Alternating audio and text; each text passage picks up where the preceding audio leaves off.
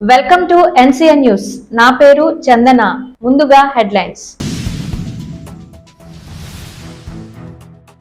CM Jagan ప్రతిష్టాత్మకంగా తీసుకున్న కార్యక్రమం ఆడుదాం ఆంధ్ర. ఎంపీ భరత్ రామ్.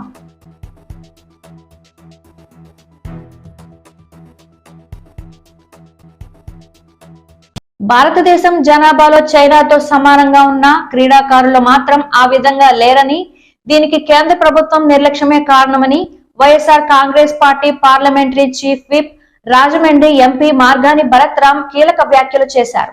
నగరంలోని ఆర్ట్స్ కళాశాల క్రీడా మైదానంలో జిల్లా స్థాయి ఆడుదాం ఆంధ్ర క్రీడా పోటీలను నిర్వహించారు. ఈ సందర్భంగా ఏర్పాటు చేసిన సభలో జిల్లా కలెక్టర్ డాక్టర్ కె మాధవీలత, జేసీ తేజ్ భరత్, కమిషనర్ కె దినేష్ కుమార్ తదితర అధికార అనధికార ప్రముఖులు హాజరయ్యారు.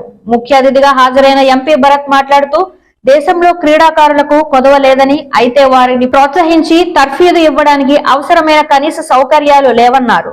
స్వాతంత్రం వచ్చి 7.5 దశాబ్దాలు దాటుతున్న క్రీడా రంగంలో మన దేశ ప్రతిభ చూపకపోవడానికి కేంద్ర రాష్ట్ర ప్రభుత్వాల నిర్లక్ష్యమే కారణమని అన్నారు. గ్రామీణ యువతకు క్రీడలపై ఆసక్తి ఉన్న వారికి సరైన శిక్షణ ఇచ్చేవారు లేరన్నారు. క్రీడాకారులను ప్రోత్సహించేందుకు, వారిలోని ప్రతిభ వెలికి తీసేందుకు సీఎం జగన్మోహన్ రెడ్డి ప్రత్యేక శ్రద్ధ తీసుకుంటున్నారని అన్నారు. అందులో భాగంగానే రాష్ట్ర ప్రభుత్వం ఆడుదాం ఆంధ్ర కార్యక్రమాన్ని ప్రతిష్టాత్మకంగా నిర్వహిస్తున్నట్లు తెలిపారు. ఈ కార్యక్రమంలో స్పోర్ట్స్ అథారిటీ, విద్యాశాఖ అధికారులు పాల్గొన్నారు. ఇవాళ ఎంత బాధాకరం అంటే, ఒలింపిక్స్ లో చూస్తే మనకి మెడల్స్ రావడమే గగనం. మొత్తం నాకు తెలిసి మోర్ దెన్ 300 మెడల్స్ ఉంటాయి. గోల్డ్ 300, సిల్వర్, బ్రాంజ్, అట్లా చూస్తే 900 మెడల్స్ ఒలింపిక్స్ లో ఉంటాయి. ఒలింపిక్స్ లో ఉన్నప్పుడు మనకి ఆ ఒలింపిక్స్ కి పార్టిసిపేట్ చేయడానికి మన దగ్గర ఇన్ఫ్రాస్ట్రక్చర్ ఉందా అనేది ఒక్కసారి ఆలోచన చేయాలి. ఎందుకు గవర్నమెంట్ ఆఫ్ ఇండియా చేయలేకపోయారు?